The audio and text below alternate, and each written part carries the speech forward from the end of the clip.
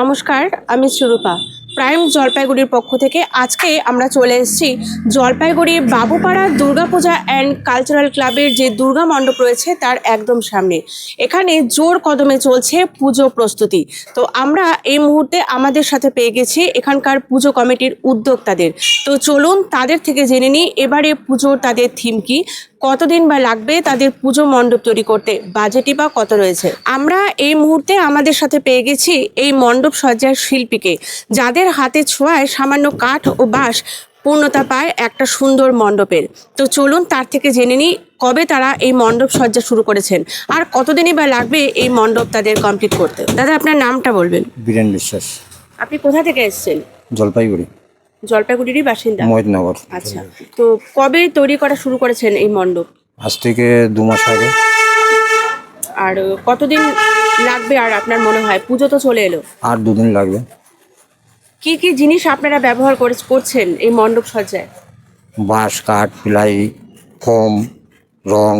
আপনারা যে মণ্ডপ সজ্জা করছেন কিসের উপর বেস করে, থিম কি?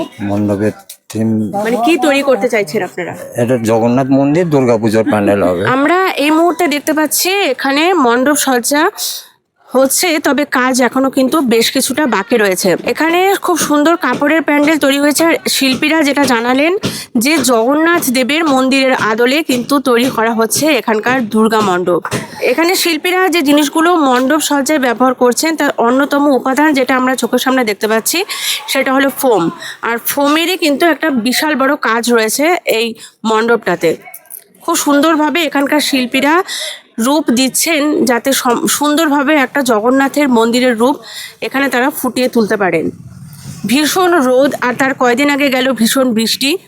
আর যেটা আমরা সবাই জানি, বৃষ্টিতে কিন্তু ব্যাঘাত ঘটেছে এই পুজো মণ্ডপ তৈরিতে। পুরো জলপাইগুড়ির প্রায় প্রত্যেকটি পুজো মণ্ডপেই ব্যাঘাত ঘটেছে, এখানেও কিন্তু ব্যতিক্রম নয়।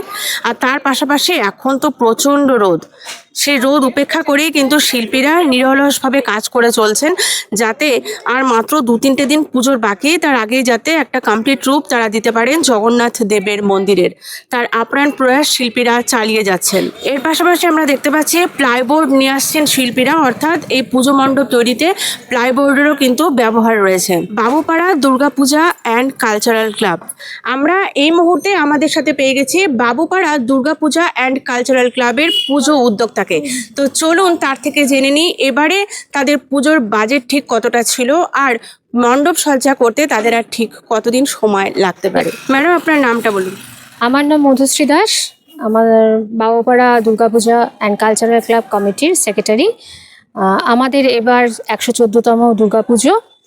এবার আমাদের বাজেট প্রায় 6 লক্ষ টাকার কাছাকাছি আমরা ধরে নেমেছিলাম, কিন্তু বাজার দর এবং সমস্ত জিনিসের এত মূল্যবৃদ্ধির জন্য হয়তো আমাদের বাজেটটা ক্রস করে যাচ্ছে, হয়তো না, হয়তো যাবেই। তা এই নিয়ে আমরা ভীষণই চিন্তিত। আর আমাদের এবারকার থিম, আমরা যে থিম নিয়ে নেমেছি সেটা হলো মিলন মাঝে উৎকলবঙ্গ।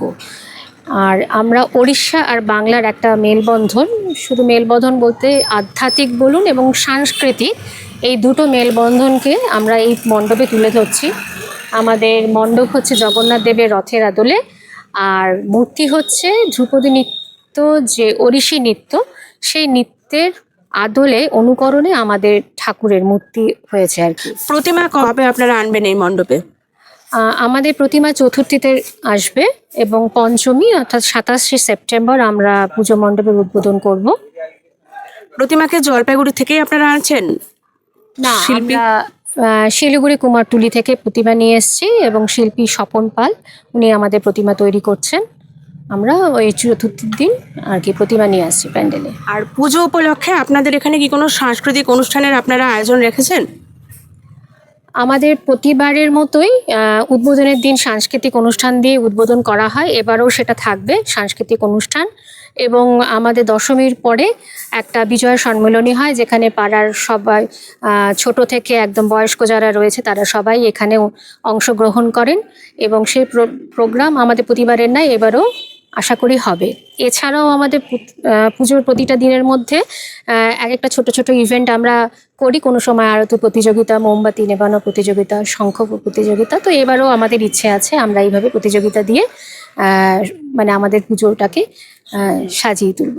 আর ম্যাডাম আরেকটা প্রশ্ন জিজ্ঞেস করব, আমরা যেটা দেখতে পাচ্ছি মণ্ডপ সজ্জার কাজ কিন্তু এখনো বেশ কিছুটা বাকি রয়েছে।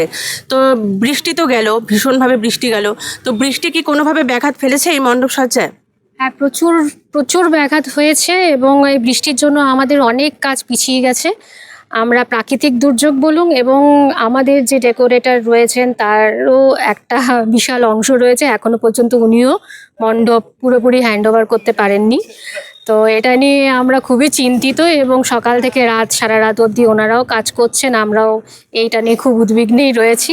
তা আশা করি হয়তো এটা কাটিয়ে তুলতে পারবো যদি ওনারা পাশে থাকেন, দেখা যাক।